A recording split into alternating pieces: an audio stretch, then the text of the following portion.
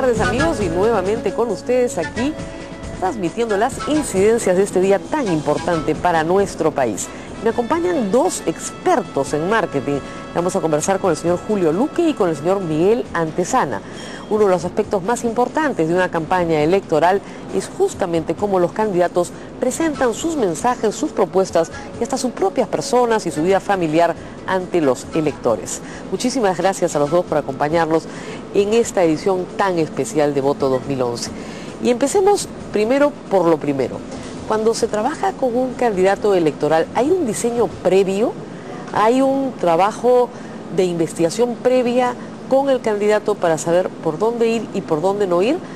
¿O se dejan las cosas más o menos libradas al azar?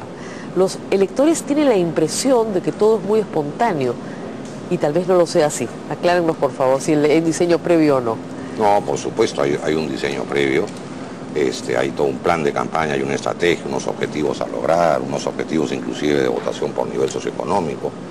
Sin embargo, es verdad que las campañas pues traen muchas sorpresas, ataques, hay que defenderse y no necesariamente uno se puede ceñir al plan original, pero sin ninguna duda hay un plan como el lanzamiento de un producto, de una empresa, o sea, todo está muy bien estructurado, ¿no? Señora Antezana. De hecho, tiene que haber todo ese estudio previo porque estamos hablando de un producto, ¿no? Un producto político que es el candidato y va a terminar con la compra, y esa compra, entre comillas, es a través del voto. En la medida que se logre que el candidato cale en el consumidor, que será el votante, va a haber ese grado de espontaneidad que te referías, ¿no? Ahora, sin embargo, los candidatos son productos difíciles, porque ellos no tienden a considerarse un producto y son un poco díscolos en las recomendaciones de sus estrategas de campaña. ¿Cómo se manejan los ajustes y qué peso tienen las mediciones que se hacen sobre el ánimo del candidato? En su experiencia, lo que ha visto en el pasado. Bueno, el candidato es un producto difícil porque es un producto vivo. Así es. Normalmente cuando yo trabajo con productos, digamos, de consumo masivo, son productos que tienen un estándar, siempre se comportan igual. El candidato pues tiene humores, tiene salidas a veces no pensadas. Entonces los estrategas tienen que estar al lado acompañando, acomodando y corrigiendo. En el tema de cómo se va corrigiendo en función a la opinión del electorado, entiendo que en esta campaña por lo menos dos de los candidatos han tenido mediciones diarias de encuestas. O sea, más allá de las encuestas que todos vemos de apoyo, ellos han tenido bases diarias de paneles que van siguiendo y gustó este gesto, no gustó, gustó esta camisa, gustó este color, y van modificando según las preferencias del electorado. O sea, el asunto es mucho más científico, si se quiere, de lo que la gente cree. Pero sin duda. Sí, hay mucho. Inclusive cada candidato no tiene el mismo margen de maniobra para hacer ese tipo de acomodos, ¿no? Hay algunos que quizás siguen las sugerencias de los asesores, pero hay otros que se van adaptando por sí solos al público en la medida que tienen un contacto directo con ellos y se dan cuenta que quieren algo del candidato específicamente. ¿Qué pesa más, el mensaje o la personalidad? Depende. En el Perú, definitivamente la personalidad. Digamos, mientras más desarrollado es un país, una economía, el mensaje es más procesado, de una manera más racional. Sin embargo, en el Perú la empatía emocional, la llegada, el creo que esta persona me va a defender o se va a poner en mi lugar, yo te diría que es 90% de la elección. ¿Mensaje o personalidad? Definitivamente en el caso del Perú la personalidad. En la medida que, comparto con lo que decíamos, que en la medida que se desarrolle la sociedad va a ser importante el mensaje e inclusive la gente se ha acostumbrado mal a eso. Las personas deberían solicitar de parte del candidato una consistencia en el mensaje, una claridad en el mensaje, para ver cuál va a ser mi decisión correcta. Se ve que hasta última hora la gente no sabe precisamente porque se guía más en la personalidad. Ahora, en cuanto a la personalidad, alguien le podría decir, oiga, hay candidatos que no sabemos por qué construyen empatía con el público, que eso es lo difícil, hacer una conexión emocional con el votante. ¿Cómo se trabaja eso desde el punto de marketing o ya eso es el talento natural que trae, digamos, el producto por sí mismo? Yo creo que hay una parte natural evidente y sin duda, sin embargo, también se puede trabajar. Es un tema de gestos, de poses, de manera de vestir. De alguna manera el propio discurso, las palabras que se usan, ayudan a generar y a crear esa empatía emocional, que por cierto no es solo en el Perú, en todo el mundo es algo muy importante. Y al final no es tanto si me cae simpático o no, Al final es, esta persona me va a defender, se va a poner en mi lugar cuando llegue el momento de ponerse en mi lugar.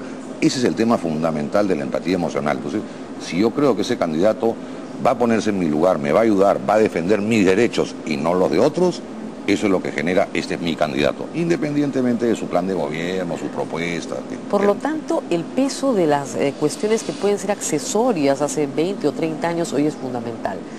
La familia aparece más en las campañas, hoy por hoy.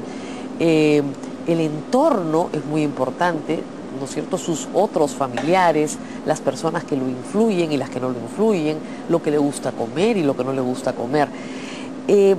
A la hora de precisar esto entre una campaña tan planificada, ¿cuáles son los errores más comunes? El error más común me parece que es la soberbia. Cuando llega un momento en que el candidato cree que las tiene ganado, tiene un camino recorrido y cree que no puede irse para atrás y llega la soberbia, yo creo que ese es el gran error, porque puede haber un cambio de percepciones de toda la población votante. Yo creo que siempre debe haber una consistencia en la medida que ya encuentras esa personalidad con la que ya haces empatía. Si la gente te considera, por decir algo, el candidato de los pobres, entre comillas, tú no deberías hacer un giro y ver para otro lado, ¿no? Mantenerte en eso. Y cuando crees que ya lo lograste, no deberías cambiar y creer que la tienes ganada. Consolidar y consolidar. Ser consistente, porque claro, si tú transmites algo tienes que ser consistente a lo largo del tiempo. Ahora, durante una campaña, como usted decía, hay muchos ataques. Defenderse de ataques es también toda una ciencia. Uno se puede defender muy bien y uno se puede defender muy mal.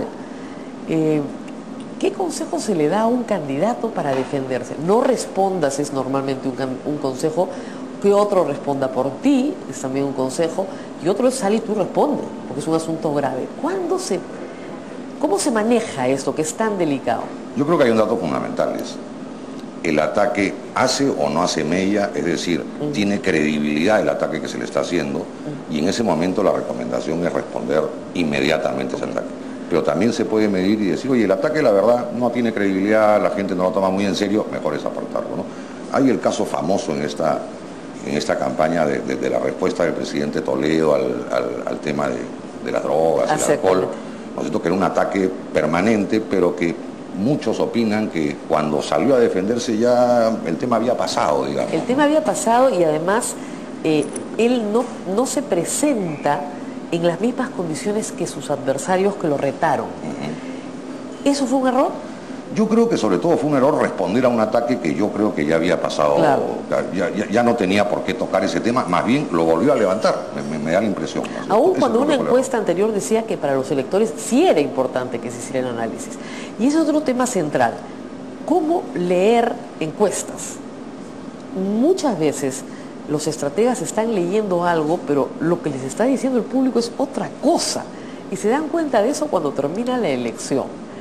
Señora Antezana, ¿cómo se entrena uno para aprender a leer lo que el público está diciendo? Las encuestas definitivamente van a depender de quién la lea. Ya es conocido que siempre se dice que la encuesta es una fotografía del momento, eso es cierto, pero también hay que saber qué está detrás de esas cifras, así sean positivas o negativas. Claro. El mensaje, si yo tengo un lugar bajo en las encuestas, tengo un porcentaje muy bajo, la lectura que debe haber es qué cosa debo mejorar, no es simplemente que debo tirar la toalla. Y para los votantes, inclusive, si yo estoy de acuerdo con un candidato y él está abajo, el mensaje también es otro. No es que tampoco abandone, al contrario, quizás difundir mejor el mensaje si yo creo en él, si lo entiendo, si comparto con él para poderlo transmitir a las otras personas.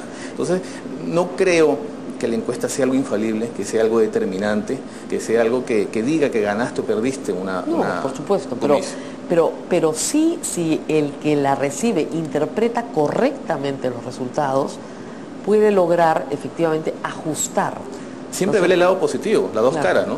No solamente es malo. Y el lado positivo es, si estamos primero, que es un error creo yo muy común en las campañas, ¿por qué estamos primero? Yo creo que eso nadie se lo pregunta. ¿Por qué estamos primero? Para no perderlo. Sí, lo que pasa es, y aquí todos sabemos que han habido muchos cambios en quién está primero, segundo, y siempre tercero, es así, que siempre van a... ¿Pero por qué? Porque no hay una opción pues definida desde el inicio. Un poco lo que ha ocurrido y lo que está ocurriendo en esta campaña es que primero habían 2 o 3 candidatos que se repartían cantidad de votos, después ingresa un cuarto, ingresa un quinto. Entonces al final ese 100% se va repartiendo. No es que cuando tienes una intención de voto de 25%, ese 25% ha definido votar por ti. Es más, en las encuestas que presenta Ipsos te dice, oye, definitivamente votaré, probablemente votaré, Entonces, buena parte del voto es un voto blando, que es un voto pues volátil y que se puede mover no tanto solo en función al error del propio candidato, sino a un otro candidato interesante que emerge y que digo, bueno, entonces me cambio a este lado. Entonces, no es algo pues tan definitivo, no hay tanto apego al voto, ¿no? Hay algunos candidatos que han comenzado a creer que lo que peor les puede pasar es empezar arriba una campaña electoral, que hay que empezar bien abajo o a media tabla, porque el votante peruano tiende a optar por uno y después cambiar. ¿Es así? ¿Pasa lo mismo con los productos que se venden en el mercado? ¿O hay fidelización con el cliente? Sí. Y es más, tú puedes ver que en esta campaña eso no le ha pasado a todos. Es decir, claro, hay candidatos que tienen un voto más volátil y hay candidatos que tienen un voto tremendamente duro. Claro, que tienen la fidelización, que compran siempre el mismo. Porque han fidelizado a ese cliente. O sea que yo no creo. Es verdad que la historia en el Perú en los últimos 6 o 7 procesos electorales demuestra que el voto es volátil. Pero en esta misma elección tú tienes un comportamiento muy distinto entre candidatos. Así es.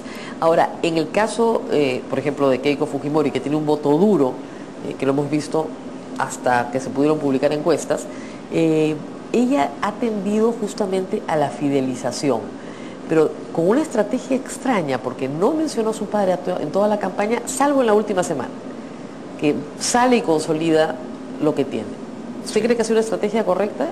A mí me da la impresión que sí, porque ahora hay una estrategia de primera y una de segunda vuelta. Claramente el objetivo ahora es, para ella me imagino que es pasar a la segunda vuelta. Lógico.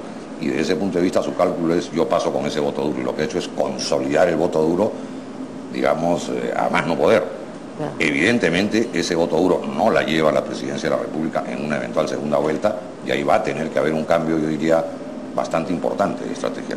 Sobre el tema de la estrategia de Keiko Fujimori, que se nota que ha habido ahí un claro cambio. Sí, porque ella, ese elemento de lealtad que mencionas sería el equivalente a lo que es la empatía.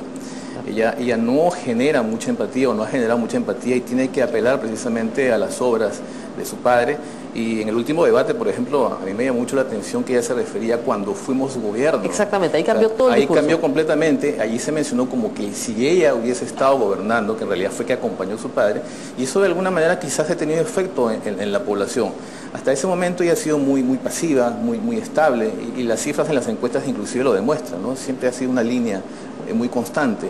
Y ese cambio quizás ha ayudado que ahora se encuentre en un lugar disputando pasar la segunda vuelta. Hay otro problema en las campañas que no se ha presentado en mayor grado, pero que podría presentarse en la segunda vuelta, y es el tema de la saturación. Pero se presentó en la campaña de Mario Vargas Llosa. Es decir, es tal el bombardeo de propaganda de un candidato que el consumidor simple y llanamente, consumidor político, dice, no doy más. Es como si todo el día se le diera la propaganda de determinado producto de consumo. ¿Hay ese efecto? Sí, generalmente es contraproducente cuando uno bombardea a la persona, satura con publicidad. Llega un momento de que esa inconsciencia del votante se vuelve consciente y dice, ¿por qué tanto me dices el mensaje? Algo estás buscando, quieres que te compre. Y generalmente la reacción puede ser inclusive negativa, ¿no? Yo quiero quizás insistir para que en el momento que vayas a votar recuerdes ese mensaje, pero también puedo recordarlo negativamente. Entonces no necesariamente es una buena estrategia. Sin embargo, Rosa María, en esta elección la presión publicitaria ha sido baja. Sí. Si tú miras los TGRP, que es la medida que usamos para medir la intensidad publicitaria en televisión, es mediana, digamos. No ha habido por parte de ningún candidato un exceso publicitario. Probablemente también porque las tarifas de televisión han subido de manera importante, entonces ya los presupuestos son más complicados, ¿no? Vamos a tener que despedirnos, pero simplemente en una frase, algo que les haya parecido original en esta campaña, destacable, desde el punto de vista marquetero. Yo creo que la originalidad al final la ha puesto la campaña de Kuczynski, ¿no? Que además es lo que ha hecho y ha detonado su vida, ¿no? Todo este tema del PPQ y la PP los causas, colores. Los colores, creo que ellos han puesto la cuota de originalidad en la campaña y que, en fin, les ha revertido, ¿no? ¿Alguna campaña original? Lo destacable, no, en campaña original no, a mí lo que sí me parece destacable es que está empezando a utilizarse toda la tecnología y redes sociales en las campañas. No en el grado de otros países, pero ya se está caminando. Yo creo que la siguiente elección va a ser muy fuerte la presencia de estos medios. No, en la segunda vuelta va a ser fuertísima, además. Esperemos que sí. Muchas gracias a ambos. Ha sido Julio Luque y Miguel Antezana, los expertos en marketing. Hemos conversado sobre aspectos generales, no podemos hablar de cosas muy concretas, ustedes entenderán. Y vamos a pasar inmediatamente con Sol y con Raúl. Muchas gracias, Rosa María, por esa